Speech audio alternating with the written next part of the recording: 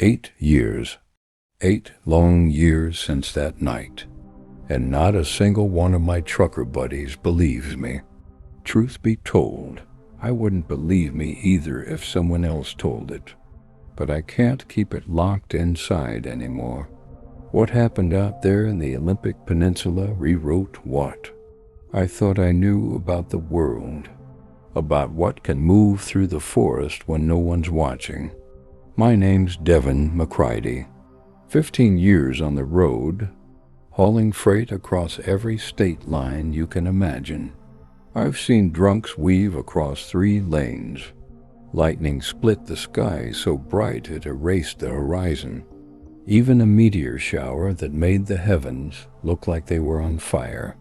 I thought I'd seen everything, but nothing prepared me for what that October run in 2016 would turn into. It started, like most bad decisions, with Money, my dispatcher, Rick Gravel in his voice. Beard that never seemed to leave 5 o'clock called me into his office. He said he had a special run off the books. Not the first time. Usually that just meant skirting a way station or bending a route around a checkpoint where paperwork got too curious. But this wasn't like that. Old growth timber, straight out of the Hoh River area, Olympic Peninsula. Protected land, untouchable. The kind of job that wasn't just shady. It was a federal crime with teeth. The client wanted it delivered to a mill outside Tacoma before sunrise. 40 grand in cash, half up front. The rest on delivery.com, $40,000. That was 6 months' work packed into one night. I should have said no. Should have walked out of Rick's office and told him to find some other desperate fool. But my truck payments were late. My ex-wife was dragging me back into court, and my daughter's college fund looked emptier than a diner after midnight.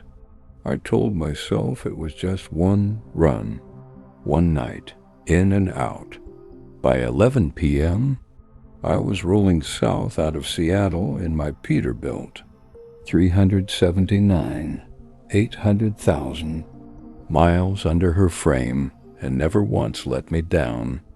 The Detroit diesel purred steady, and I kept her right at the limit. Traffic thinned after Olympia, and by the time I hit Highway 101, it was just me, the asphalt, and a forest pressing in closer with every mile.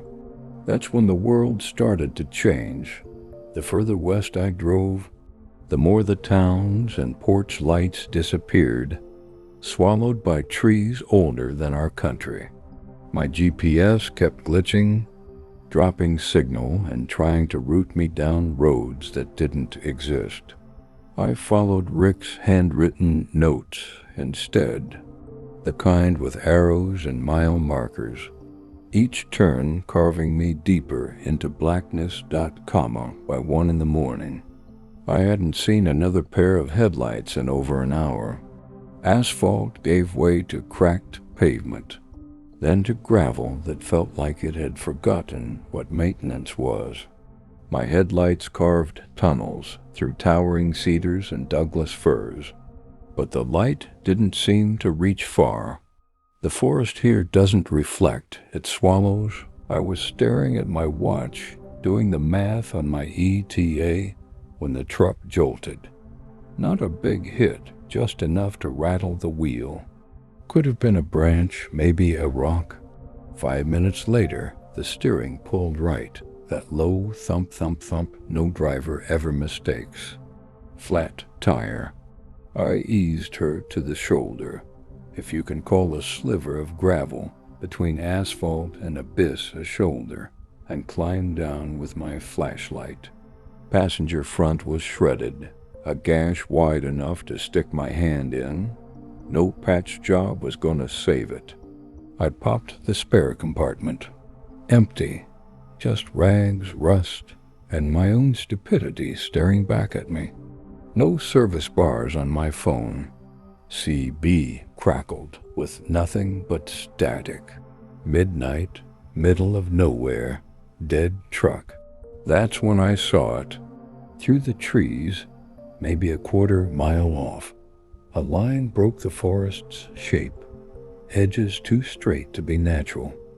A roof, a cabin, maybe. Human meant tools, maybe even a phone. I told myself it was my best shot, so I locked the rig, gripped my flashlight, and stepped into the brush. The forest fought me the whole way. Fallen logs slick with moss, ferns up to my waist, branches clawing at my jacket like they didn't want me passing through. The air was heavy, the kind that makes each breath feel borrowed. By the time I reached the clearing, I was already regretting it. 3 cabins, arranged in a half circle. No lights, no smoke, no movement. The wood was weathered, windows clouded, but they weren't ruins. They still stood strong. I called out, voice cracking louder than I meant. Told whoever might be there I had truck trouble. Nothing answered. Just the wheeze of wind through branches. The largest cabin's door hung ajar, creaking as though it had been waiting too long for someone to touch it. Inside, my beam fell on stone fireplace, shelves, rough-hewn chairs. Dust lay everywhere, but not thick enough to hide everything. There were canned goods, tools scattered across a workbench. Someone had been here recently. I kept moving room to room, the silence louder with every step. In the workshop, I found things that didn't sit right. Chains thick enough to lock down an engine. Traps big enough for something larger than deer. And on the walls, photographs. Dozens of them. Forest streams, trails, ravines, each labeled with dates. Years back. But the last set was fresh. Footprints pressed deep in mud. Each one longer than both my boots back to back. Dated 3 days earlier. My stomach dropped, and that's when the floor beneath me quivered. Not from an earthquake, from something walking outside. The sound was low, rhythmic, too heavy to be human, too deliberate to be random. My first thought was bear, had to be, but the walls carried each step like a drumbeat, the kind of weight you don't mistake. I killed my flashlight and crept to the window. The clearing was still, but the silence wasn't empty. It was listening. Then came the breathing, long, measured, almost human in its cadence, but deeper, resonating in my ribs. A sniffing sound followed, slow and deliberate, like the forest itself was searching for me. It circled the cabin, paused, and in that pause, pressed right against the window, I felt something I'll never forget. Recognition. Eyes met mine through the glass. Eyes too sharp, too knowing, watching me the way a man studies a trespasser on his land. And in that frozen moment, I realized it wasn't deciding whether I was here. It was deciding what to do with me. I don't know how long those eyes held me. Seconds, maybe. But it felt like the forest itself had stopped moving, waiting for its judgment. Then it shifted. Heavy steps angled toward the cabin door. I didn't think. I ran. The back exit splintered as I crashed through it, branches whipping my face, the beam of my flashlight jerking across trunks like a panicked heartbeat. Behind me came the sound of wood tearing apart, the front of that cabin exploding like paper in a storm. And then the roar. There's no way to describe it cleanly. It wasn't animal, wasn't human. It was both and worse, something caught between. It didn't echo off the trees. It sank into them, like the whole forest was absorbing the sound, carrying it further than lungs should allow. I bolted downhill, feet sliding through mud, lungs burning, each inhale stabbing me with cold. I kept expecting to wake up for the chase to dissolve like a nightmare that sweat can't quite hold on to. But the forest didn't let me wake. It kept throwing obstacles at me. Roots waiting like tripwires, low branches slapping across my face, stumps where my shins cracked hard enough to spark pain white in my vision. Behind me it followed, not clumsy, not random. It knew the woods. Its weight cracked branches, rattled stones loose, vibrated through the ground until the dirt seemed alive under my boots. At one point I risked a glance back, never should have. The moon broke through the canopy just enough, and there it was, tall black mass threading between the trunks, faster than something that size should move. It didn't stumble. It didn't hesitate. It was built for this place. I wasn't. My flashlight sputtered and died.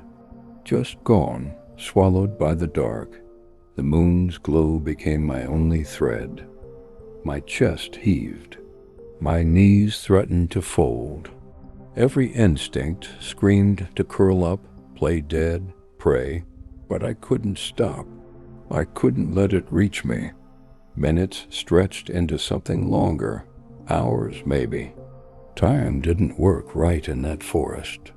At some point I thought I'd shaken it. I pressed myself against a fallen cedar, thick trunk shielding me, my body trembling like I'd never known. My pulse hammered so loud I worried it would give me away. That's when I heard it, the sniffing again. Deep, dragging inhalations that seemed to pull the air straight out of the forest. It was close, too close. I wanted to scream, wanted to tear at the night and beg it to end. Instead, I crawled forward, belly scraping damp leaves, biting back whimpers. The earth was wet, cold against my palms, but it was real, and that realness was all I had. It kept tracking me, not charging now, just following slow, patient, like it knew I was tiring and all it had to do was wait. And then I made my worst mistake. I broke cover too fast, stumbled through a cluster of ferns, and the sound that came back wasn't sniffing anymore. It was a burst, a crash of movement barreling toward me, earth shaking with each stride. I sprinted blind, lungs tearing, throat raw. My body wasn't mine anymore. It was pure survival, legs finding speed they didn't have minutes earlier. Branches whipped open scratches across my arms. The world narrowed to two sounds, my breath and the pounding behind me, closing, always closing. That's when the forest dropped me at the edge of a ravine. A black slash in the earth, steep sides vanishing into shadow. No bridge, no path across. The ground just ended. Behind me, the thing thundered closer, each stride snapping trees like twigs. I had no choice. I went down, half slid, half fell, clutching at roots, rocks, slicing my hands open, my body ricocheting against the slope until I slammed into asphalt. Real asphalt. A road. The impact tore skin from my knees, rattled my bones, but I was alive. I staggered to my feet. The road stretched left and right narrow, coiled through the forest. But it was road, civilization, and behind me at the rim of the ravine, I heard it. Breathing heavy, pacing. The thing didn't like the slope. Too steep. Too awkward for its size. For the first time that night, I had distance. 10 minutes down that road and headlights appeared. At first, I thought I was hallucinating. But no, a car, a Honda Civic, whipping through the curve. I stepped into the middle of the lane, arms flailing, voice cracking into something close to begging. The driver swerved. Tires shrieked. Metal screamed as the Civic clipped a tree, spun sideways, and slammed into a trunk thicker than my truck's cab. The sound of crushing steel froze my insides. I stumbled toward it, shouting for the driver. A woman slumped over the wheel, blood streaking her temple, unconscious but alive. Steam hissed from the wreck. I reached for the jammed door when another sound cut through, one I'd hoped I'd left behind. That roar again, louder now, and in the glow of the Civic's headlights, it stepped down onto the asphalt. 9 feet of muscle and shadow. Hair swallowing the light, eyes locked not on me, but on the car, the wreck, the human inside. Its steps shook the ground, each one deliberate, unstoppable. The Civic had pinned itself against the trunk. The thing lunged, momentum carrying it straight into the wreck. Steel and wood met flesh in a collision that split the night open. The tree shuddered. Leaves rained down. The creature slammed forward, wedged between the car and bark, thrashing, twisting, until the fight drained from its body and silence pressed down heavy. I didn't believe it. I couldn't, but there it was, limp, massive, crushed under its own fury. For a breathless second, I thought the nightmare was over. Then the woman moaned, alive, bleeding, trapped, and I realized the nightmare wasn't done with us yet. I froze there in the headlights, one hand gripping the wreck's twisted frame, the other shaking like it belonged to someone else. The thing lay half crushed against the Civic, its chest rising once, then stopping, leaving only silence. A silence so thick it seemed stitched shut. I told myself it was dead, had to be. But telling yourself something and believing it are two different battles. And in that moment I wasn't sure which one I was losing. The woman moaned again, head rolling against the wheel, blood glistening on her temple. Instinct snapped me out of it. I pried at the jammed door until my palms bled, until the frame finally gave with a screech that clawed the night. She slumped toward me, light as air when I pulled her free, too light, like carrying someone already halfway out of this world. I laid her on the asphalt, checked her breathing, shallow but steady. Then I looked back. The body was still there, huge, motionless, steam rising faint off the fur where blood had met hot metal. My mind kept insisting, this isn't real, it can't be, but the smell said otherwise. A stench thick as wet earth mixed with copper and rot, something older than roadkill, older than anything I should have been near. That's when I saw the headlights again. Another vehicle, coming fast from the east. For one wild second I felt hope, rescue, witnesses, someone else to see this thing so I wouldn't be alone with it in my head. The SUV slowed as it approached, lights dipping across the wreck. Black Chevy Suburban. Government plates. Doors opened before it fully stopped.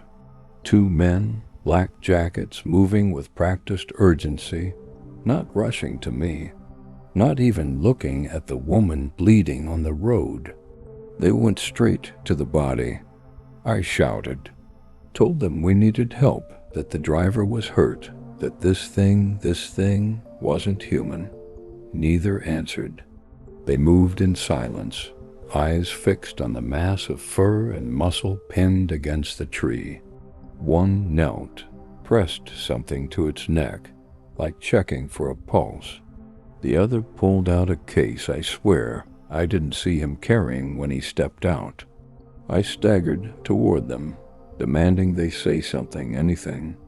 That's when the first one turned his head and looked at me. Just a look, but enough, cold, professional, like I wasn't a man standing there, just another variable to control. "Step back," he finally said, voice low, almost casual. Not a request. I didn't move. Not right away. My body wanted answers. My brain wanted to scream them out of him. But my legs knew better. They pulled me backward, one shuffle at a time. The two men worked quickly, opening the case. Silver instruments glinted in the headlights. They jabbed one into the creature's chest. Fluids hissed. The body twitched. Not alive, not really, but like meat undercurrent. They wrapped it then, sheet after sheet of dark material that swallowed it whole, until it stopped looking like a creature at all, just a mass. I glanced back at the woman, still breathing, fragile against the road. My gut told me I should grab her, carry her into the trees, run, but where and from who? Because in that moment, under the hiss of fluids and the shuffle of men who didn't break a sweat while handling something impossible, I realized the forest wasn't my enemy anymore. People were. They loaded the wrapped mass into the Suburban's rear compartment. Too big to fit, but somehow it did. Space bent, or maybe my brain did. The door slammed shut, sound sharp enough to make the hairs on my arms bristle. One man turned back to me, stepping close enough that I could see the lines on his face. Not cruel, not kind, just empty of everything human I'd been aching for since the chase began. "You didn't see this," he said. Not a threat, a sentence. A rewriting of reality. I wanted to argue, wanted to scream. But behind him, the woman groaned again. He glanced toward her, then back at me. His meaning was clear. I nodded, not because I agreed, but because I wanted to live. They left her there, didn't touch her, didn't care. When the Suburban's taillights vanished into the dark, it was just me, her, and the wreckage, the night pressing down like it hadn't moved at all. I dragged her off the road, propped her against a stump, tried to keep her awake. My hands wouldn't stop shaking. My mind wouldn't stop replaying those eyes in the cabin window, the way they had recognized me like a man recognizes another man. Hours later, headlights came again. This time, real headlights, real voices shouting, paramedics lifting her onto a stretcher, deputies asking me questions I barely answered.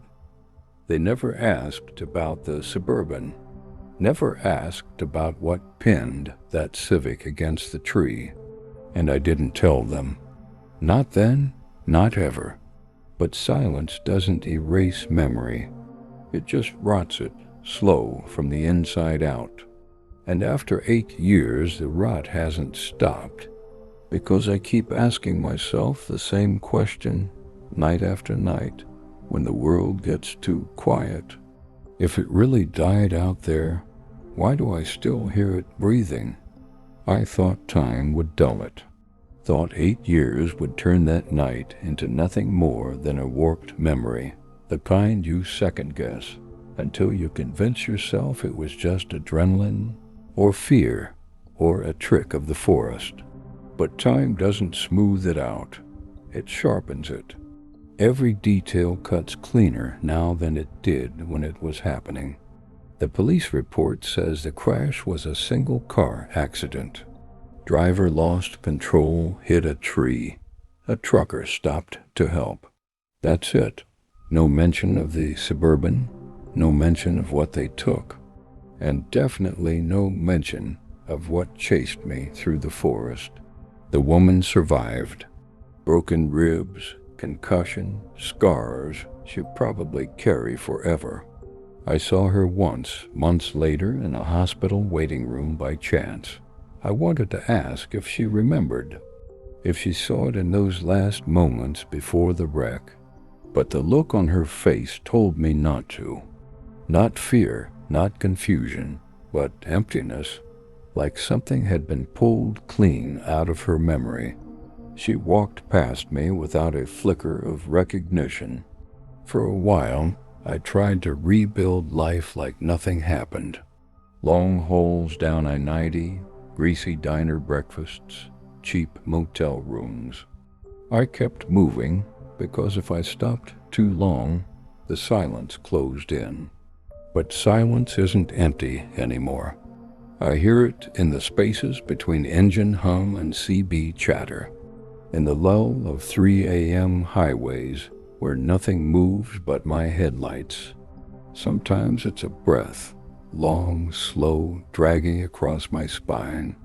Sometimes it's footsteps pounding somewhere just out of sight. The worst nights are when I sleep. Dreams where I'm back in that cabin, flashlights shaking, eyes meeting mine through dirty glass. Dreams where the roar splits the dark so loud my chest caves in. I wake drenched, certain it's still out there, pacing, waiting. I thought maybe I was losing my mind. Maybe I wanted an excuse for the wreck, for the guilt of almost killing that woman. But then came the photographs. 3 years after that night, a buddy of mine handed me an envelope, said it had been left at the diner where I fuel up in Portland. No return address. Inside were pictures, black and white, grainy, but real. Forest trails, mud flats, and footprints.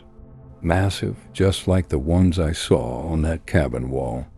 Each photo dated. The most recent, 1 week before the envelope landed in my hands. No note, no explanation, just proof. So now I live with it, the knowledge, the weight, the certainty that the thing I saw, the thing that chased me, didn't end on that road. Maybe what they dragged into that Suburban was just a body, a shell. Maybe there are more. Maybe there always were. And maybe when you're driving some forgotten stretch of road with no signal and no headlights coming the other way, the forest is watching. Maybe those eyes are still out there, studying, deciding. I can't tell you why it let me live.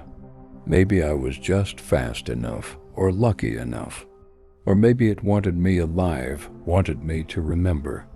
Because every time I close my eyes, every time the night grows too heavy, I feel that recognition again. Not animal, not human. Something caught between, staring straight into me like it knew I didn't belong there. And maybe that's the truth of it. Maybe none of us belong there. Not in forests that old, not in shadows that deep. Places like that don't forget. And sometimes they don't forgive. So believe me or don't. Think I'm crazy, think I'm lying. But I know what I saw. I know what I ran from. And I know one thing with a certainty that keeps me awake through the longest runs. If you ever hear breathing in the woods that doesn't sound like your own, run.